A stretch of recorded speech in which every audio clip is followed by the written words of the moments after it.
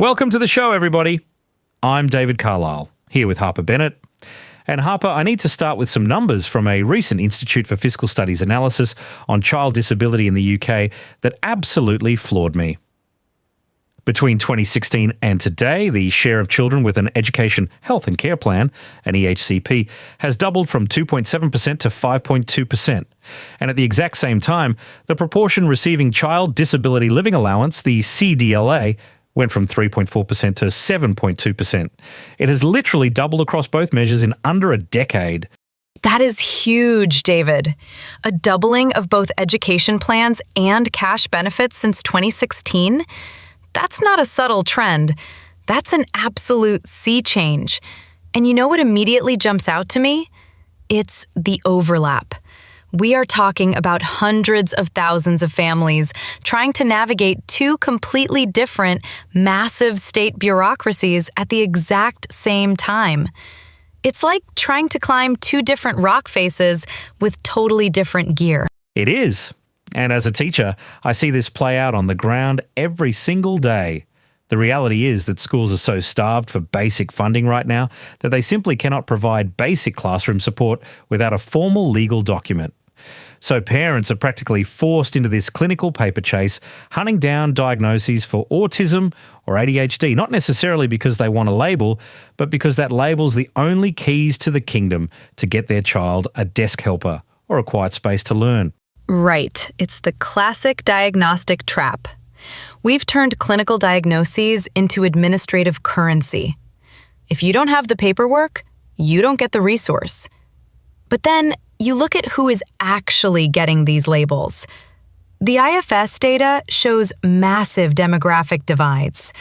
Boys are far more likely to have both an EHCP and be on CDLA than girls.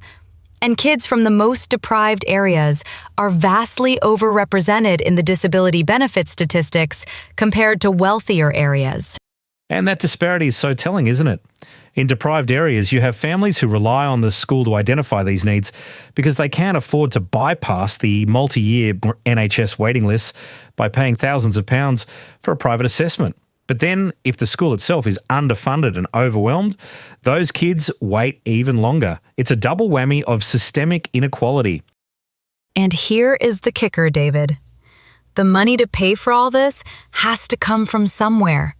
And right now, the system is basically running on borrowed time. Have you looked into the local council high needs deficits? There is a massive £8 billion accounting black hole in England alone. And councils are only keeping it off their main books because of a temporary financial band-aid called the statutory override. An £8 billion debt? That is staggering.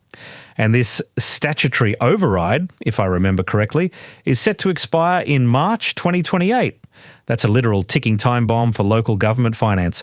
When that override ends, councils are going to be legally forced to account for those massive special education deficits on their actual balance sheets, which could push dozens of local authorities straight into bankruptcy. Exactly. It's an accounting trick that expires in 4 years, and nobody has a real plan for what happens next. But while the councils are staring down that 2028 cliff, families are hitting a different cliff edge much sooner: the age 16 transition. When a teenager turns 16, they are pushed off child CDLA and forced to apply for Personal Independence Payment, or PIP, as an adult.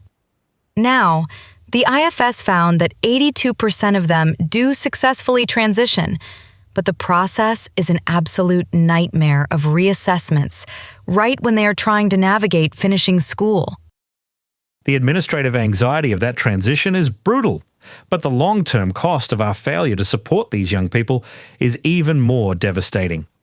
Get this, by age 22, 50% of young people who had both an EHCP and received CDLA are NEET, not in education, employment, or training. Half of them.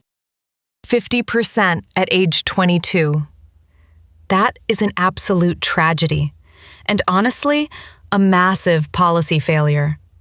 We are using a CDLA framework that was designed back in 1992, Literally over 30 years ago, before the smartphone, before our modern understanding of neurodiversity, and definitely before we realized how much support autistic young people need to transition into the workplace. It is so outdated.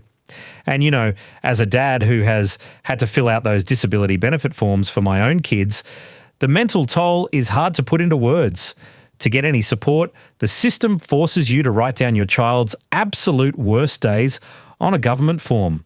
You have to paint the bleakest, most desperate picture of their life just to prove they qualify. It feels like this long, grueling, invisible struggle. Honestly, it reminds me of waiting for a stubborn sourdough starter to rise. You pour all this energy and patience into it day after day, wondering if it's ever going to work, but you can't walk away. That is a beautiful but heartbreaking analogy, David. You shouldn't have to pathologize your own child's daily existence just to get them basic dignity and access. We have to change the entire narrative around this. Right now, Treasury officials look at these skyrocketing EHCP and CDLA numbers and just see a massive financial liability, a burden on the state. But that is so short-sighted. This is an essential investment in their future independence. Yes, if we invest in these kids early, we are setting them up to thrive, to work, to contribute, and to live independently. But instead, the current system forces families to fight a war on 3 different fronts simultaneously: fighting the NHS for a diagnosis, fighting the school for an EHCP, and fighting the Department for Work and Pensions for benefits. It is fundamentally broken. It's exhausting just listening to that list. A truly holistic system wouldn't make families fight these battles. It would integrate education, health, and social security so that when a need is identified, the support flows naturally. Until we stop treating disability support as a cost to be minimized and start treating it as an investment in human potential, we are just going to keep pushing families over these cliff edges. Absolutely. Well, that's our show for today. Thank you so much for listening to Beyond the Label. We'll see you next time. Bye, everyone.